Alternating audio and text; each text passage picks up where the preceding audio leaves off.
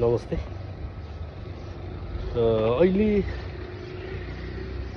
एउटा संशय निरन्तर नेपालमा पैदा हुने एउटा संशय कस्तो भन्दाखेरि चाहिँ आजसम्म भएका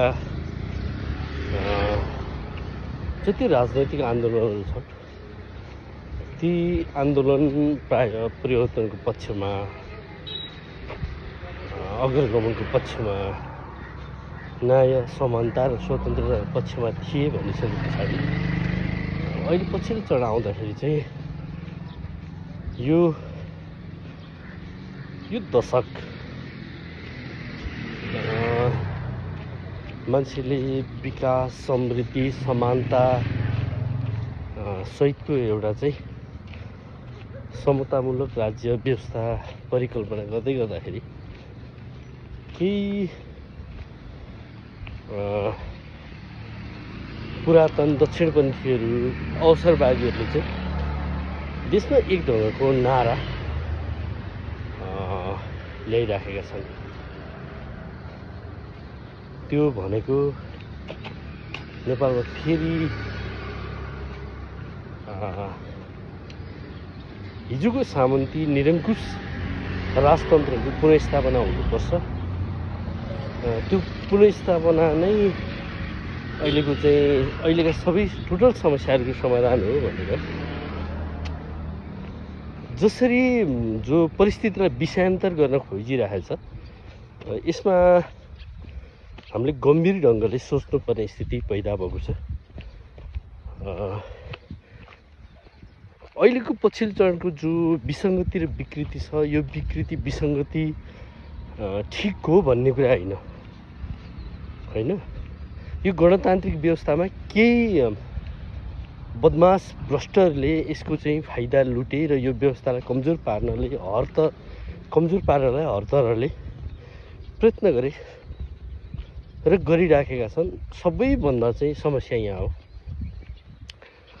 हो अहिले पछिल्लो चरणको जो सरकार केपी शर्मा ओलीको नेतृत्वमा छ उनी नेकपा एमालेका अध्यक्ष पनि हुन्। उनले हरेक राजनीतिक परिस्थितिलाई असाध्यै फितलो ढङ्गले चाहिँ त्यसको व्याख्या गर्ने फितलो ढङ्गले बुझ्ने अथवा मान्छेलाई उडाउने विभिन्न ढङ्गका चाहिँ टिका टिप्पणी गर्ने काममा उनी अभ्यस्त छन्।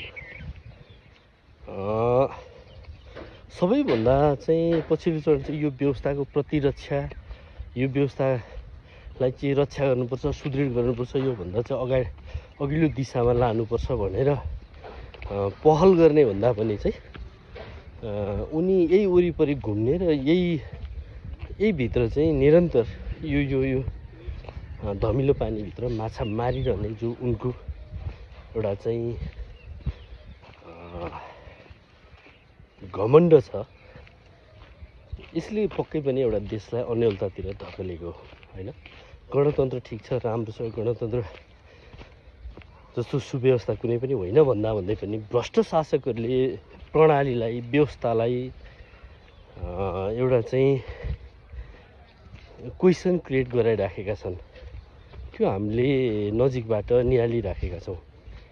यसको अर्थ यो होइन कि गणतान्त्रिक व्यवस्थामा यिनीहरूले जे पनि गर्न पाउँछन् भन्ने कुरा होइन।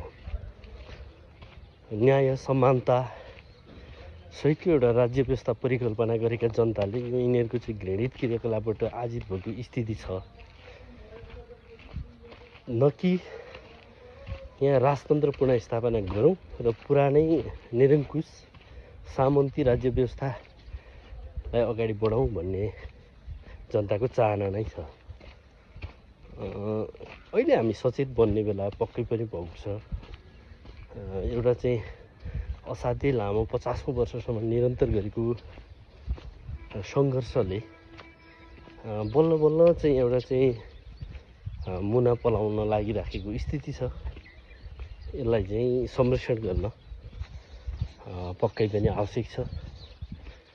यसको सबैभन्दा चाहिँ राम्रो पक्षलाई जोडेर नराम्रा पक्षहरूका विरुद्ध प्रतिरोध गरेर नराम्रा पक्षलाई हटाउने कोसिस त पक्कै गर्नुपर्नेछ।